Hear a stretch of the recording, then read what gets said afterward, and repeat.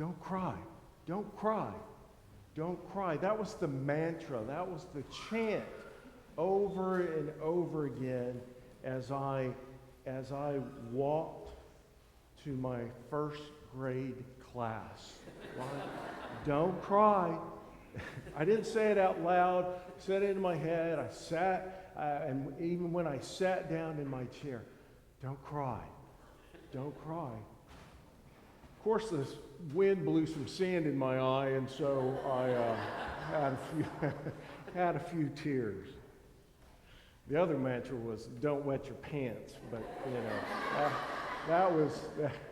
but it was don't cry. And so as I walked down there, I was the youngest of my family. I was a mama's boy. So I always, was with my mom, and my eldest brother was here last week, and he reiterated that I was a mama's boy. So, so I walked there, and as I walked, my mom said, Miss Brumley's a great teacher. She's a great teacher. You'll be okay, and I'll be here when you get back. I will pick you up, and I'll be right there. That was all it took, even though I did cry a little bit. It gave me great comfort to hear my mom say, it's okay. When you get out, I'll be right there. I know many of y'all have gone through it. I look at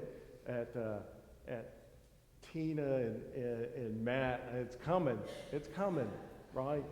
And I remember also my three kids as they went to school. I don't think they cried. I was the one crying because I'll be here, pick you up. But what comforting words that we hear.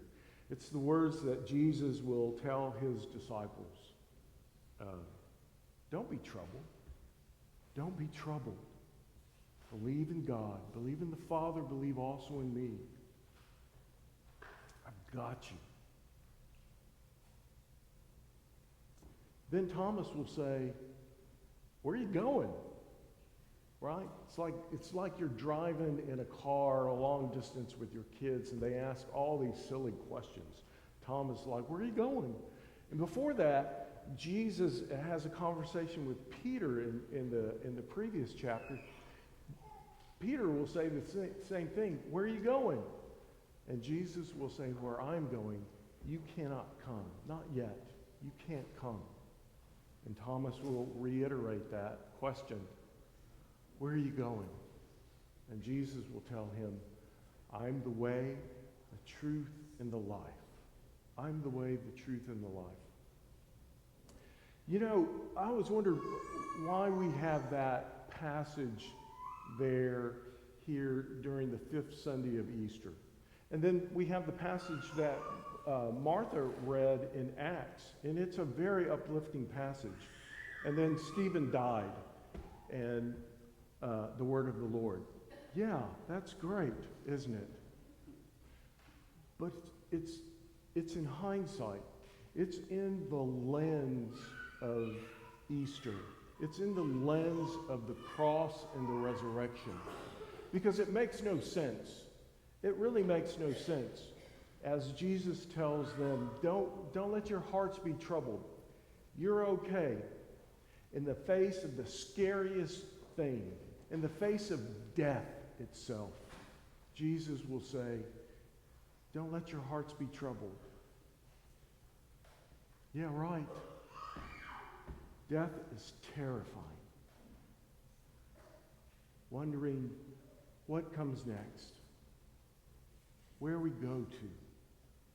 It is the most terrifying specter of our life at times. And Jesus will say, don't be troubled.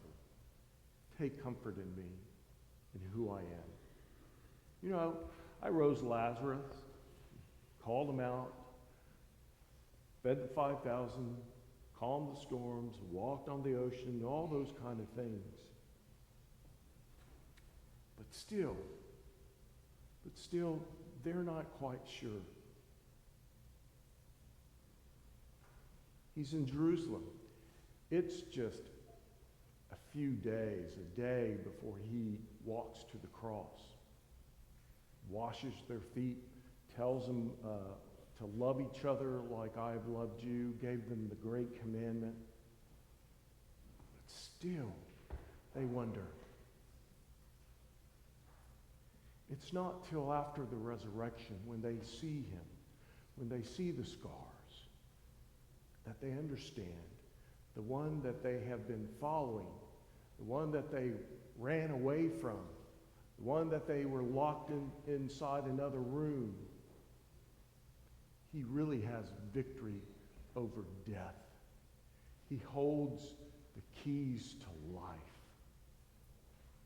And when he says, I am the way, the life, and the truth, when Thomas will ask him, where are you going? He doesn't say, if you just pull out your smartphone and look up your Google map, right? You get on Waze, or you take a few blocks and turn right at the 7-Eleven, and he doesn't say that. He doesn't point to anybody else. He points like he always does in the Gospel of John, right here, right here, right now. I am the way, the truth, and the life. I am the very incarnate one who has come to bring you to myself. I've told you, and I'll tell you again, I go to prepare a place for you. And when I prepare a place for you, I will come back for you, and I will take you with me. What comforting words are those? I prepare a place for you. I will walk to the cross and prepare a place for you, and I will rise again in 3 days. Death has no permanent hold on you because you belong to me. I'm in relationship with you, even if you don't know it sometimes. You know, we all get these warm and fuzzies about places we've been.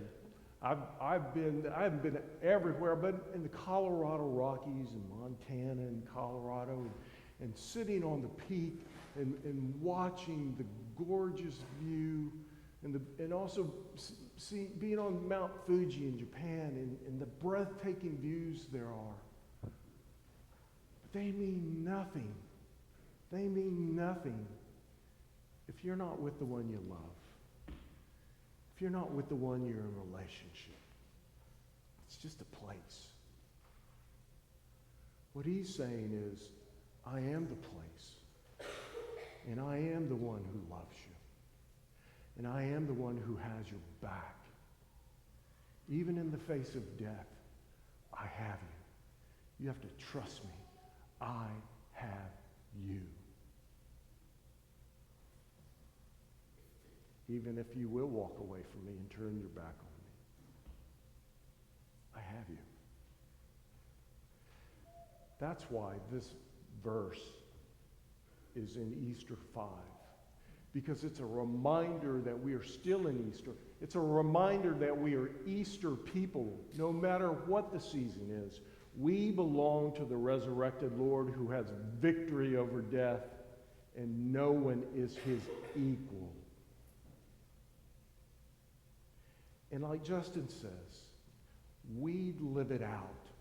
We come here as a community to worship and praise and join in with the voices all over the world that will sing the song of the resurrected one, and to be called out outside these pews to be the people of the resurrected God. Whether it's an outreach or mission or at the HEB or singing in the choir or whatever. We are the sons and daughters of the resurrected God. And So let us join in that.